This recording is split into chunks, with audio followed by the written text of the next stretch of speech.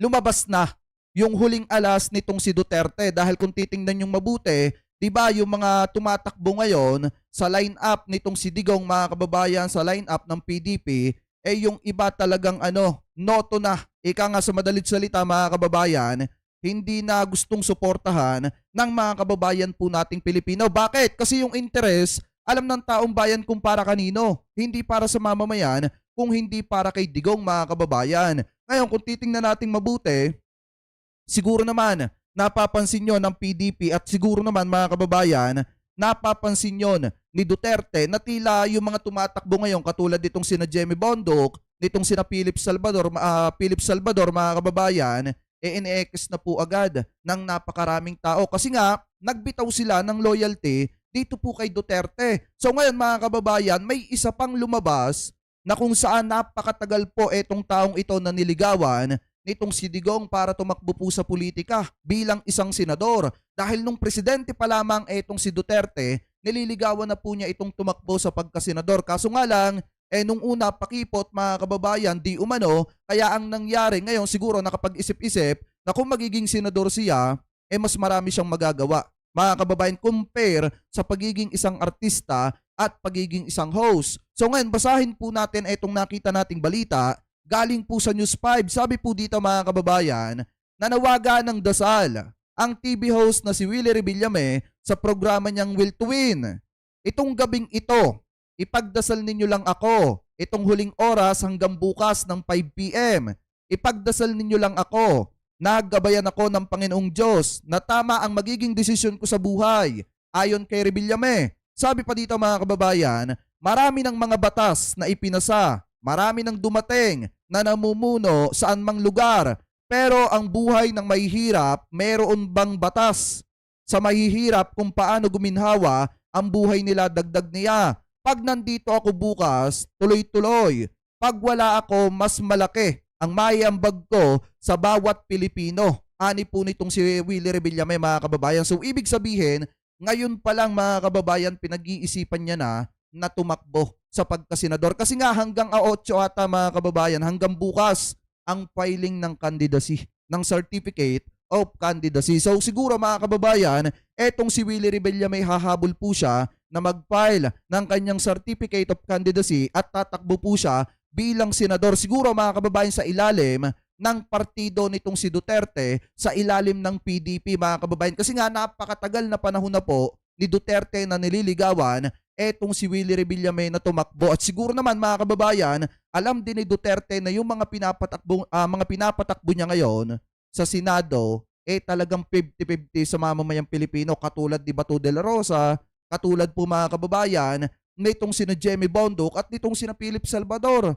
na babago pa lamang tatakbo, pero nakikita na natin mga kababayan na yung loyalty nila para talaga kay Duterte. Ano po, so ngayon, eto yung video niyan mga kababayan. Pakinggan na lamang po natin yung mismong boses kasi baka maka-copyright tayo. Yan, kasi baka sabihin ng mga DD shit, fake news tayo mga kababayan, kaya kailangan meron tayong resibo dyan. Eto, pakinggan natin.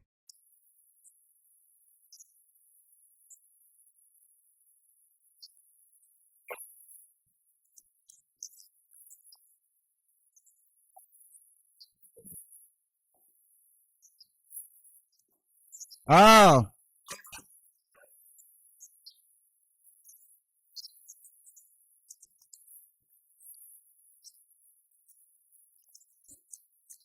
sayang na ako, nanghihinayang ako dito kay Willie Revillame mga kababayan kasi okay na okay siya. Okay na okay siya bilang host, nakakatulong din naman siya, natutulungan niya ang mamamayang Pilipino. Bakit kailangan niya pang sirain yung kanyang sarili sa politika? Mga kababayan, lalo na at alam natin kung para talaga kanino siya, kung sino talaga yung kumumbinsi sa kanya di umano para tumakbo bilang isang senador mga kababayan, para tumakbo sa politika. Ano po ngayon, ipagpatuloy pa natin.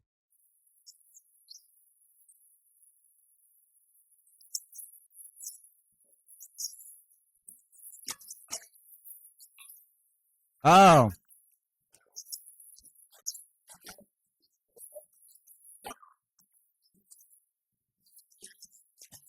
ah,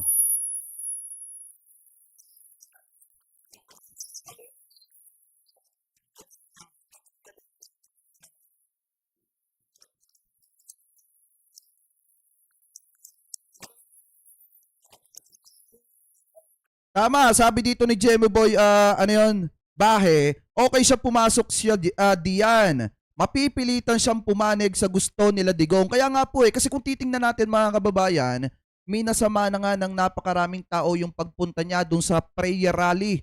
Puno mga kababayan, nitong mga Duterte, dyan po sa Davao na kung saan isinigaw mga kababayan, nitong si Duterte na bangag si PBBM. So ngayon kung titingnan po nating mabuti, sinabayan pa ng pagtakbo niya mga kababayan. 8 months ago, tinanong siya ni Duterte kung tatakbo siya. And then sinabi naman niya na ready po siya. Tapos biglang nagbago yung isip niya at pumirma siya ng kontrata mga kababayan dito po sa TV5. Dahil po dito sa kanyang show na Will to Win. Ngayon mga kababayan, siguro nakapag-isip-isip at nakita niya na yung mga kapwa artista niya mga kababayan di umano, tumatakbo din sa pagkasenador sa ilalim ng PDP, sa ilalim ng partido na pinanggalingan or partido nitong si Duterte mga kababayan. Kaya siguro nakapag-isip-isip siya na tanggapin yung alok ni Duterte na tumakbo siya bilang isang senador. Kaso nga lang mga kababayan, alam naman natin umpisa pa lang kung para kanino talaga siya. Ano po ngayon, ipagpatuloy pa natin.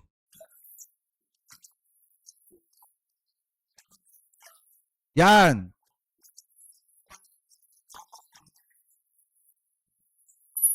Yan na.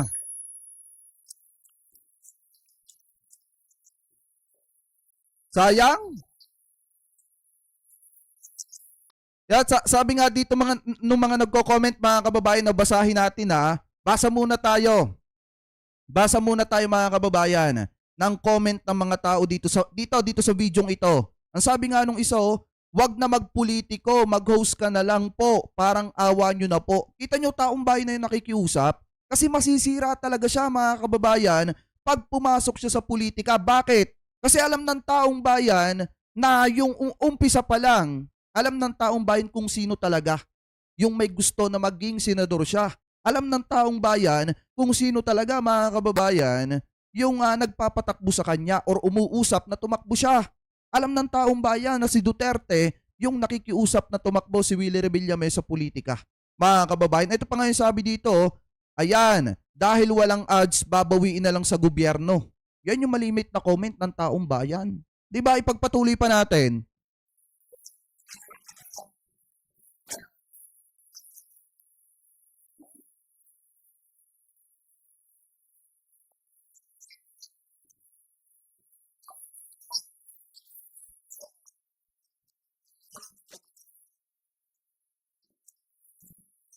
Hindi na kasi uubra yan ngayon.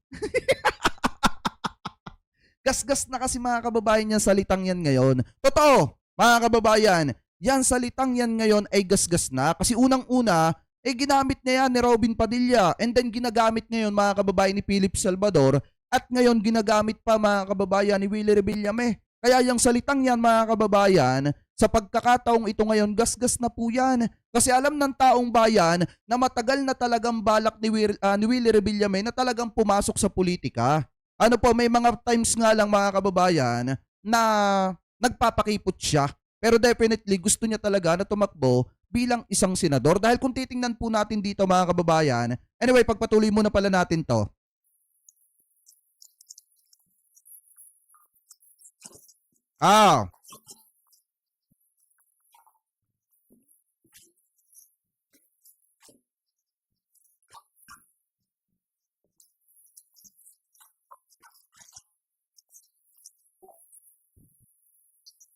Diba? Eto, sabi dito sabi ni 1911 Turbo S. Sabi niya dito mga kababayan naalala ko din to. Sabi dito, naalala ko yung sinabi ni Willie noon, tatakbo daw siya sa mataas na posisyon. Tapos pag nanalo, hindi niya alam ang gagawin. Bakit daw siya tatakbo? Nagbago na ba ang isip ni Willie? Di ba minsan nga siyang natanong mga kababayan, ano yung sabi niya dati? Tatakbo ako sa mataas na posisyon. Ano namang gagawin ko dyan? Di ba pagka naging senador na siya? Mga kababayan, di ba sinabi niya yan? Kaso nga lang ang problema, nagbago na ba ang isip ni Willie Revillame? Or matindi lang talaga mga kababayan, di umano yung panliligaw kay Willie Revillame at pamimilit na tumakbo siya bilang isang senador?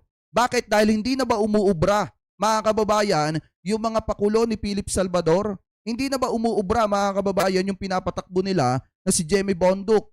At natatakot na ba or yung grupo ni Duterte or natatakot na ba si Digong na baka matalo si Bato de la Rosa, mga kababayan, at yung ibang mga PDP na tumatakbo sa pagkasenador? Yan ba ang dahilan kaya todo-todo na lang yung pamimilit at biglang nagbago ang isipan ni Willie Revillame? Kasi kung titingnan natin, mga kababayan, 8 months ago, hindi talaga sigurado si Willie Revillame na tatakbo siya. Kasi nga, unang-una sinabi niya na ready na siyang tumakbo bilang isang senador. Kaso nga lang, after ilang buwan ata yon, 1 month or 2 months, mga kababayan, nagbago yung isip niya at pumirma siya ng kontrata sa TV5 dahil dito sa kanyang show na Will to Win. Tapos ngayon, mga kababayan, kinain ni Willie Revillame yung sinasabi niya na tatakbo ko sa mataas ng posisyon. Anong gagawin ko diyan? Eh kung hindi mo naman pala alam ang gagawin mo, bakit ka tatakbo ngayon? 'Di ba, mga kababayan? Anyway, pagpatuloy pa natin.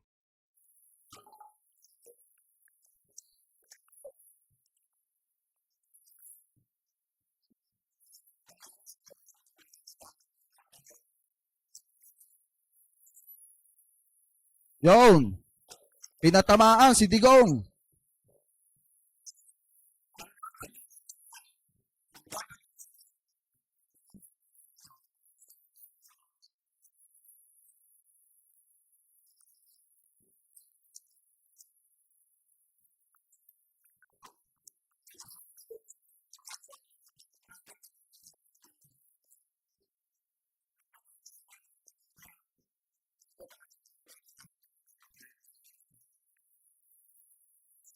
Eh di ano yan, poverty porn.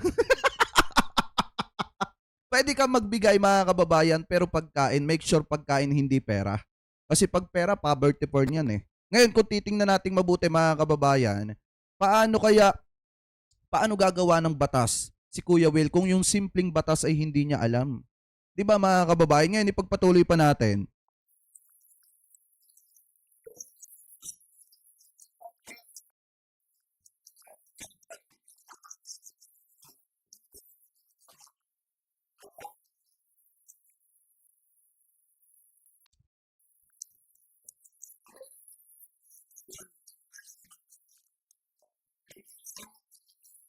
O, 'di ba? Ikaw na nagsabi. Eto, mga kababayan, napakinig niyo ba yung sinasabi ni ano? Ano yung sinabi niya dito? Ito.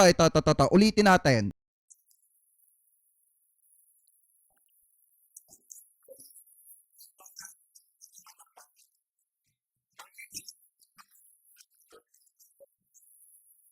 Oh, hindi mo naman pala kailangan ng kapangyarihan. Bakit ka tatakbong senador? Eto, mga kababayan, tingnan nyo mabuti. Nanggaling na sa bibig nitong si Willie Revillame na ang pagsisilbi po sa bayan ay hindi nangangailangan ng kapangyarihan. So meaning, hindi mo kailangan maging senador para pagsilbihan ng mga kababayang Pilipino natin. Yang ginagawa mo na pagtulong na yan, isang halimbawa na yan na hindi mo kailangan ng kapangyarihan para tumulong sa mga kababayan nating Pilipino. Eh yan mismo sa bibig mo na nanggaling, bakit ka patatakbong senador? Eh, di ba alam natin, mga kababayan, etong ganitong klase ng tao kaya tumatakbo sa pagkasenador kasi gustong magkaroon ng kapangyarihan, yung iba para tumulong pero yung iba para gamitin sa kung anumang mga bagay. Mga kababayan, ano po, ngayon kung titingnan natin, ang galing na sa bibig niya na hindi kailangan ng power, sa madalit salita, hindi mo kailangan maging politiko para matulungan ang mga kababayan nating Pilipino. Yung pagmamahal mo at yung ginagawa mong pagtatrabaho na yan, na pag-host at nagbibigay ka ng saya at tulong sa mga kababayan natin, isang halimbawa na yan na tumutulong ka kasi mahal mo yung ginagawa mo at mahal mo yung mga kababayan nating Pilipino. Pero yung maghahangad ka maging senador, tapos sa iyo manggagaling tong ganitong klase ng salita, ano tawag dyan? Di ba, mga kababayan? Anyway, pagpatuloy pa natin.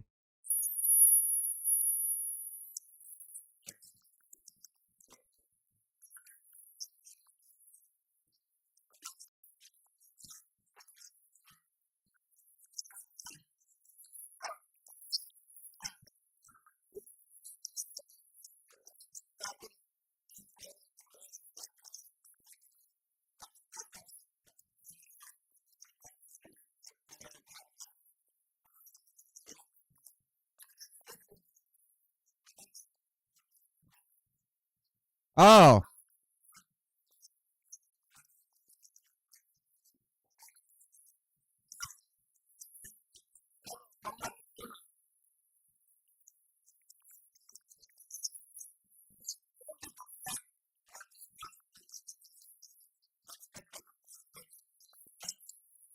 Tama, tama naman. Tama naman mga kababayan yung kanyang sinasabing yon.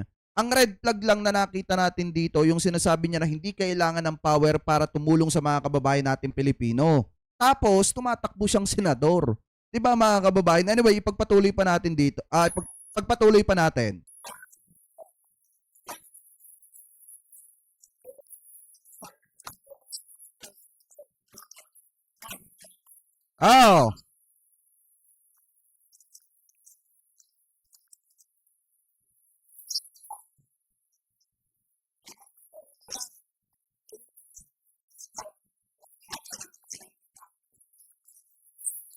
Oh, ibig sabihin tatakbo nga siyang senador.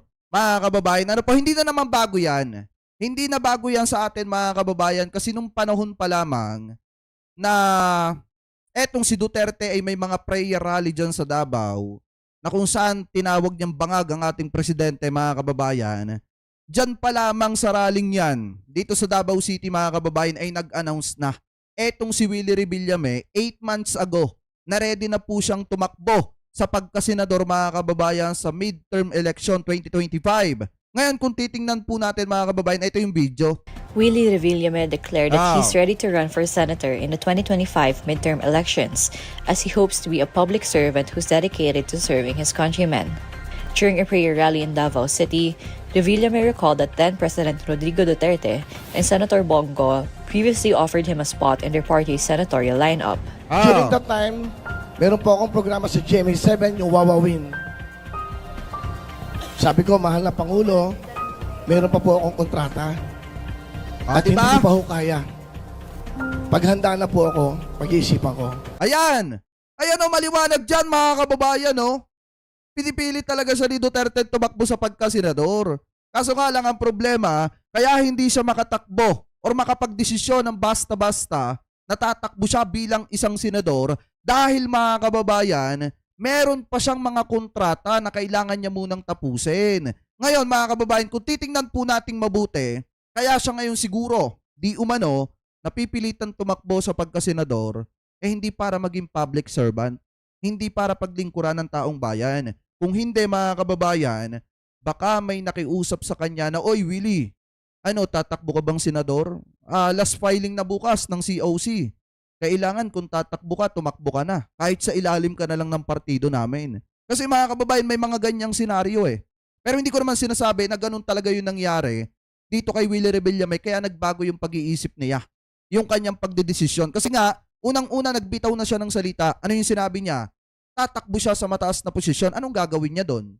'Di ba mga kababayan? Tapos ngayon, eto mismong nanggaling sa bibig niya na inaano nga siya ni Duterte, pinipilit siyang tumakbo na senador. Mga kababayan, ano pa ipagpatuloy pa natin? Sabi ni Pangulo, PRRD, kung ano nasa puso mo, kung ano nasa isip mo, yun ang sundin mo. Hindi po nila ako pinilit. According to the TV host, his decision was made after long days of prayers, Hindi. deep thinking, and deep Hindi kami naniniwala dyan kasi maraming beses naming nakita na sinasabi ni Duterte na tumakbo ang senador. Ano po, ipagpatuloy pa natin. consideration for Duterte and Go's trust. Revillame declared that he's ready to do good for his countrymen. Pinagdasal ko itong mabuti. Kung ano po ang magiging desisyon nyo, yun ang susundin ko. Palagay ko, handa na ako. Nako, Handa ho akong gumawa ng kabutihan. Handa ako magsilbi. Hindi lang sa bayan. Handa ako magsilbi sa ating mga kababayan na nangangailangan ng tulong. Again, mahal na Pangulo, maraming salamat sa tiwala. In 2021, Diba? Revillame refused an offer to run for Senate as he noted that his game show Wawawin was his priority back then. Di ba 2021? Wait, hanapin natin yon. Kasi ngayon ko lang narinig yon. Kasi ang pagkakaalam ko nung pandemic ata yan, mga kababayan, may binitawan siyang salita na wala siyang balak tumakbo, mga kababayan, sa pagkasenador. Pero anyway, siguro bukas pakita natin sa inyo yung bidyong yon. Pero kung titingnan natin mga kababayan, maliwanag dito na sinabi dito na nung 2021, sinabi dito sa balita, 2021 ni-refuse ni Willie yung alok sa kanya na tumakbo sa pagkasenador, mga kababayan. Kasi nga, di ba, nagbitaw nga si Willie na wala nga siyang gagawin sa Senado. Kaya ayaw niyang tumakbo sa mataas na posisyon. So ngayon, kung titingnan po nating mabuti, ano kaya ang nakapagpabago sa isipan nitong si Willie Revillame? Bakit? Kasi masyado siyang napipilit. mga kababayan, ni Duterte na tumakbo sa pagkasenador. Kasi maraming beses na sinabi ni Duterte na tumakbo sa pagkasenador etong si Willie Revillame. At yan, mga kababayan, kung titingnan nyo, si Willie Revillame po ngayon ay sinabi niya, humingi siya ng dasal. Humihingi siya ng dasal sa taong bayan na sana ay suportahan siya sa kanyang desisyon na gagawin sa kanyang buhay. Pero kung ako ang tatanungin, mga kababayan, sapat na siguro na meron po tayong isang artista, dalawang artista dyan sa Senado. Mga kababayan, kasi kita nyo naman kung ano yung nangyari nung nabudol ang taong bayan ni Robin Padilla. Kita nyo ba kung ano yung nangyari sa Senado? Nagmukha, di umanong katawa-tawa ang Senado, mga kababayan. At ngayon madadagdagan pa dahil tumatakbo etong si Philip Salvador, mga kababayan, at di umano'y tatakbo din etong si Willie Revillame. Pero kung ako ang tatanungin nyo, mga kababayan, mas suportado ko etong si Willie Revillame bilang host, hindi bilang isang politiko, mga kababayan. Kasi pag tumakbo siyang politiko, mga kababayan, automatic dyan siya masisira. Kilala nyo naman, si Willie Revillame, medyo ano siya, mga kababayan, medyo pag kinikriticize siya, pumapalag-palag siya. At hindi siya gaanong tumatanggap ng criticize ng sambayan ng Pilipino. Kaya kung titingnan nating mabuti, mga kababayan, since nagbitaw na siya ng salita na wala siyang gagawin sa Senado, anong gagawin niya pag nanalo siya? Paano ang mamamayang Pilipino pagka nanalo siya? Hindi naman pwede, mga kababayan, na susundin niya lagi yung sinasabi niya na pagka nakakita siya ng pulube, aabutan niya ng pera. Ibig sabihin, dadaanin niya na lang ang taong bayan do sa ginagawa niyang poverty porn. Poverty porn, mga kababayan. Ano po, na kung saan mag-aabot ka lang ng pera sa pulube, okay na. Okay na yon. Yun na yon, mga kababayan. Ano po, so ngayon, kung titingnan natin, etong si Willie Revillame, mga kababayan, siguro eto na yung pinakahuling alas ni Duterte, mga kababayan, na pwede na suportahan ng kanyang mga taga-suporta at suportahan ng ibang mamamayang Pilipino dahil nga sa sikat, host, artista, mga kababayan. Kasi sina Jemmy Bondok hindi talaga uubra. Malabo talaga, mga kababayan, na makalusot at malabo po talaga na manalo. Ano po, kaya kung titingnan nating mabuti, mga kababayan, etong si Willie Revillame, talagang umpisa pa lang alam naman natin kung kanino yung loyalty po niya. Ano po, hindi ko naman sinasabi na yung loyalty niya ay wala din sa mamamayan. Pero yung ginagawa niya kasing pagtulong ngayon bilang host, mga kababayan, part yan ng trabaho niya. Kailangan niyang tumulong, mga kababayan, kasi yan po yung trabaho niya. Yan yung programa nung kanyang show. So sa personal siguro, mga kababayan, or sa likod ng camera, hindi natin alam kung ano yung ginagawa niya. So ngayon, kung titingnan po nating mabuti, sa akin, mga kababayan, since baka siguro si Duterte yung isa sa pumilit na tumakbo, mga kababayan, sa pagkasenador dito kay Willie Revillame, ibig sabihin, pagka kay Duterte yan, automatic, mga kababayan, na hindi talaga solid para sa mamamayang Pilipino yung interest ni Willie Revillame. Ano po? Anyway,